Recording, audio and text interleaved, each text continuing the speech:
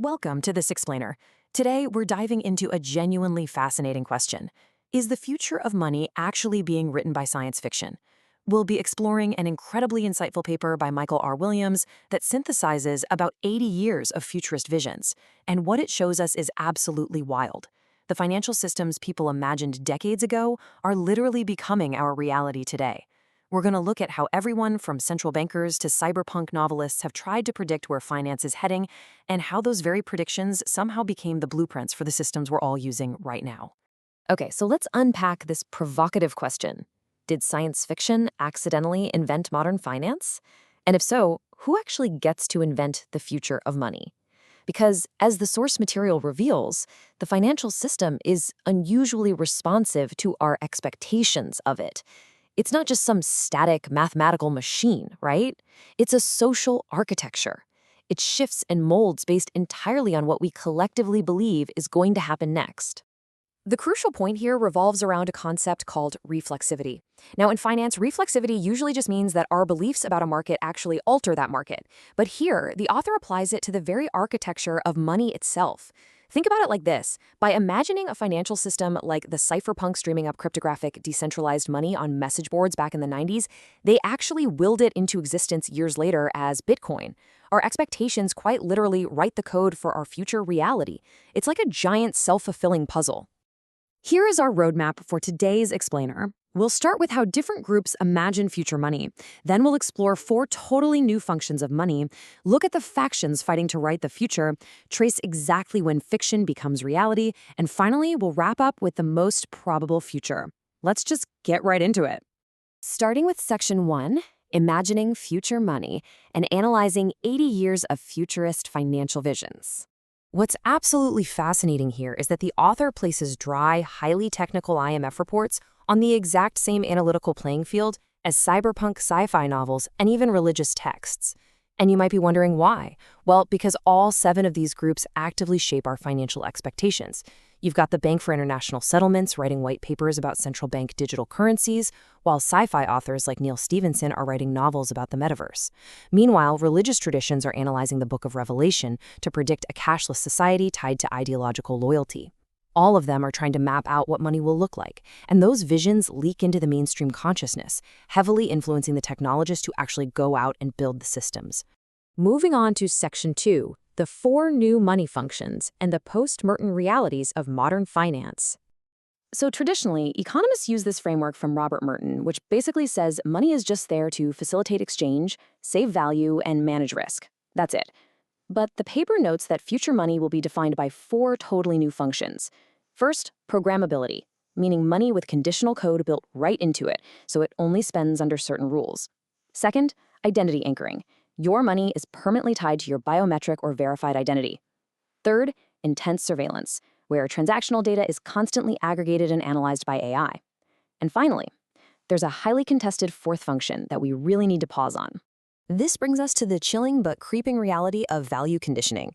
This is when your access to money, your actual ability to buy, sell, or hold wealth, is entirely dependent on your adherence to specified behavioral, environmental, or ideological metrics.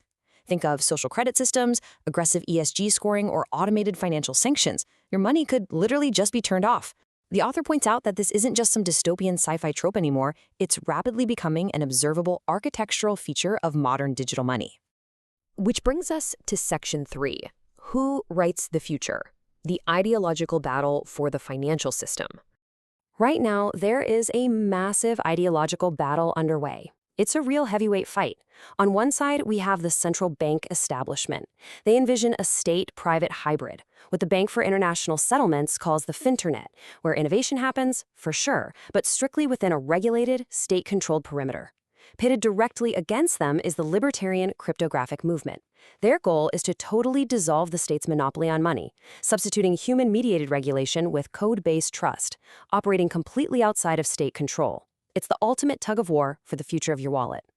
And operating quietly in the background is a 3rd major vision, derived straight from sci-fi authors like William Gibson. This is the corporate feudal vision. In this scenario, it's not the government or the decentralized cypherpunks who win, it's the massive tech platforms. Corporations become the sovereign financial actors, issuing their own currencies, mediating all trade, and effectively replacing the traditional nation-state. And honestly, if you look at how major tech companies are increasingly embedding finance into their platforms today, you can see exactly why this 1980s sci-fi vision remains incredibly relevant. All right, Section 4, When Fiction Becomes Reality, Tracing the Evolution of Our Financial Expectations. Historically, the paper breaks down financial futures into 3 eras. Back in the mid-20th century, visions were dominated by anxieties about industrial automation and the gold standard Bretton Woods system. Then, moving from the late 70s into the 90s, the focus shifted to information technology, floating exchange rates, and the very birth of cyberspace. Today, we are deep into the platform and AI era, where the anxieties and visions completely revolve around algorithmic sorting, climate finance, and whether an AI will be managing your capital allocation. As these eras pass, we see that concept of reflexivity totally in action. Let's look at the direct, sequential pipeline from imagination to reality. Step 1. In the 80s and 90s, sci-fi authors imagined cyberspace, privatized digital credit, and virtual economies. Step 2. Those exact expectations shaped a whole generation of technologists. Actually, scratch that. It shaped the kids who grew up reading those books and then became the technologists. Step 3. Those technologists literally built the platform economy and cryptocurrency ecosystems we use today. The fiction provided the vocabulary and the blueprint for the actual tangible financial infrastructure. It's pretty mind-blowing. Finally, Section 5, The Most Probable Future, the author's 10 to 25 years synthesis forecast. So after analyzing all these factions and trends, what's the ultimate prediction?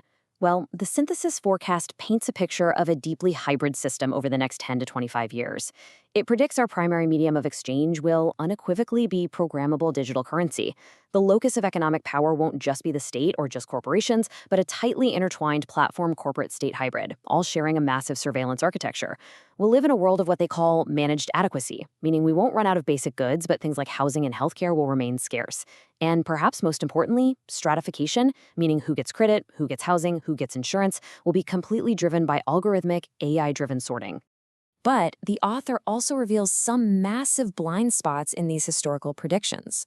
For example, almost all the futurist literature totally failed to anticipate the AI cognitive labor shock. For 80 years, everyone just assumed automation meant industrial robots taking physical jobs. We all expected flying cars and robot butlers, right? Almost no one predicted that an AI would arrive first to take the high-skill, white-collar jobs, including the financial analysts and coders themselves. Another totally fascinating blind spot is the stubborn persistence of physical cash. For decades, consultants and governments have been predicting that a purely cashless society was just right around the corner. Yet, cash remains. The author argues it survives precisely because it natively resists those new functions of digital money we talked about. Cash isn't programmable, it can't be easily surveyed, it isn't identity anchored, and there is no way it can be value conditioned. It is a massive blind spot for futurists because it acts as a literal analog escape hatch from the digital architecture. So, understanding all of this leaves us with one final, very provocative thought to consider. We've seen how central banks, cypherpunks, massive tech corporations, and even sci-fi authors have battled to define the rules of money. We know that programmability, surveillance, and value conditioning are no longer just theories. They are the active blueprints of the next decade. So the question we have to ask ourselves is, who exactly is designing these post-Merton rules today? And are you ready for the financial system they are currently coding for you right now?